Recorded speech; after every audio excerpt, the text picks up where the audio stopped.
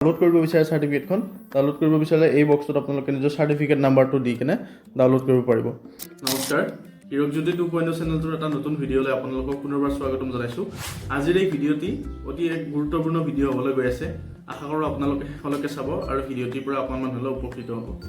যদি আপোনালোকে PRCৰ বাবে বা স্থায়ী বাসিন্দাৰ প্ৰমাণপত্ৰৰ বাবে আবেদন কৰিছিল আৰু খনৰ ষ্টেটাছটো চেক কৰিব বিচাৰে, পুলিচ ভেৰিফিকেশ্যন কমপ্লিট হৈ গৈছে, তাৰ ষ্টেটাছটো যদি আপোনালোকে চেক কৰিব বিচাৰে তেনেহ'লে আজিৰ এই ভিডিঅ'টিত আমি তাৰ বিষয়ে আলোচনা কৰিম।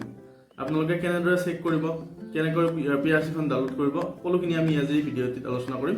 গতিকে ভিডিঅ'টি শেষলৈকে চাবলৈ নাপাহৰিব আৰু যদি ভিডিঅ'টি ভাল পায় তেনেহ'লে লাইক শ্বেয়াৰ কৰি দিবলৈ নাপাহৰিব আৰু লগতে চেনেলটো যদি নতুনকৈ ভিজিট কৰিছে ছাবস্ক্ৰাইব কৰি ল'বলৈ নাপাহৰিব। আপোনালোকে PRC ডাউনলোড কৰিবলৈ বা পুলিচ ভেৰিফিকেশ্যনৰ ৰিপৰ্ট চেক কৰিবলৈ আপোনালোকে যিকোনো এটা ব্ৰাউজাৰ অ'পেন কৰি চাৰ্চ কৰিব লাগিব ই-ডিষ্ট্ৰিক্ট এপ্লিকেশ্যন ট্ৰেকিং। এইদৰে লিখি আপোনালোকে চাৰ্চ কৰি দিব। চাৰ্চ কৰাৰ পিছত ফাৰ্ষ্ট যিটো লিংক আহিব আছাম ই-ডিষ্ট্ৰিক্ট বুলি, এই ফাৰ্ষ্ট লিংকটোত আপোনালোকে ক্লিক কৰি দিব।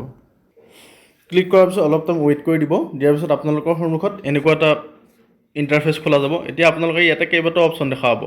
ফাৰ্ষ্ট আপোনালোকে যদি নিজৰ এপ্লিকেশ্যনৰ PRCখনৰ যদি ষ্টেটাছ চেক কৰিব বিচাৰে তেনেহ'লে দেখা পাইছে এই বক্সটোত আপোনালোকে এপ্লিকেশ্যন নাম্বাৰটো দি কেনে ষ্টেটাছটো চেক কৰিব পাৰিব।